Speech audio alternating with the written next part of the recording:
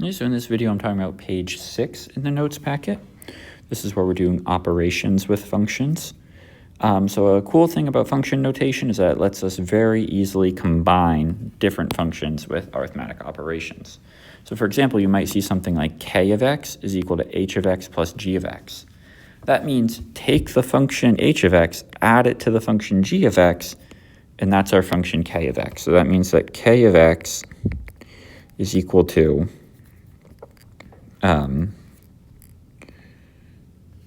3x plus 5 plus, let me write that in a different order. So h of x, right, just so we can be clear about where this is coming from, h of x is this function up here. That's 2x squared minus 1 plus g of x, which is this function here, 3x plus 5, which I can combine like terms and write that a little bit more neatly and say that's 2x squared plus 3x plus 5. All right, so now we need to find g of 3 plus h of 3 and show that this is equal to k of 3. So g of 3 is going to be equal to 3 times 3 plus 5. That's going to be equal to 14. H of 3 is going to be equal to 2 times 3 squared minus 1. That's going to be equal to 17.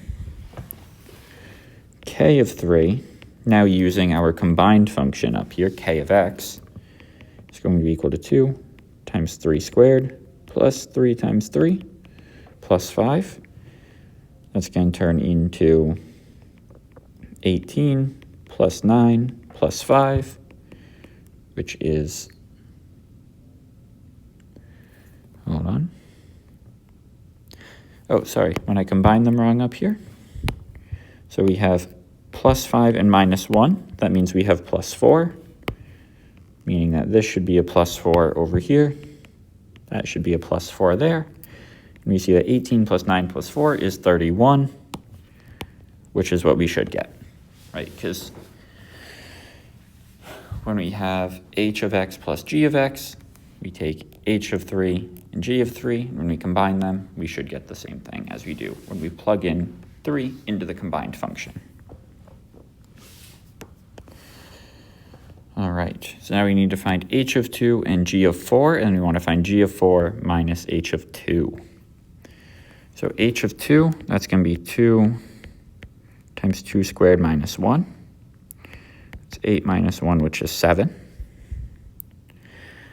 G of 4 is equal to 3 times 4 plus 5. G of 4 is then going to be equal to 12 plus 5, which is 17, meaning that g of 4 minus h of 2 is equal to 17 minus 7, which is 10. All right, now what is g of 4 times h of 2? Well, we know g of 4 is 17. We know h of 2 is 10.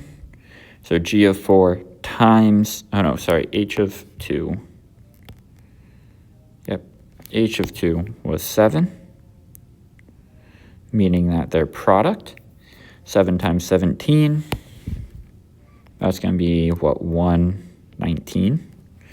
Kind of a strange one, but I think that's right, because 7 times 70, or 7 times 10 is 70, plus 49. All right, now we want to find h of 5 over g of 2/3. So h of 5 is going to be 2 times 5 squared minus 1. So that's going to be 49. G of 2 over 3, well, that's equal to 3 times 2 over 3 plus 5. So that's equal to 2 plus 5, which is 7, meaning that this becomes 49 over 7, which is 7. Right. In general, you can treat f of x or k of x or g of x as just a number, right? If you plug in a specific input, you're going to get a specific output, and we can do operations on that output And that allows us to communicate like, oh, you take whatever the result is when you plug this into this function, and then you do this with it. It's a very flexible way for communicating about functions, and you'll use it consistently throughout the rest of your math career. All right, and so now we need to find h of 1, g times g of 2 times k of 3. So h of 1, we're using h of x up there, so that's 2 times 1 squared minus 1, which is equal to 2 minus 1, which is 1. G of 2, which is equal to 3 times 2 plus 5, which is equal to 11, times k of 3. Now remember, k of x, we defined that up here to be the sum of h of x and g of x.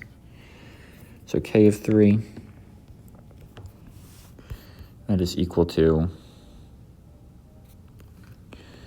2 times 3 squared plus 3 times 3 plus 4. That's going to be 18 plus 9 plus 4 is 31, as we found before. Now we have the product of the two, so 1, or the product of the 3, 1 times 11 times 31. That's going to be, so 341, I believe, is 11 times 31, because it'd be 300 plus 10 plus 30 plus 1, so 341. All right, and you may also see notation that looks like this. H plus g of x means h of x plus g of x, and h minus g of x is h of x minus g of x. F times g of x is f of x times g of x. All right.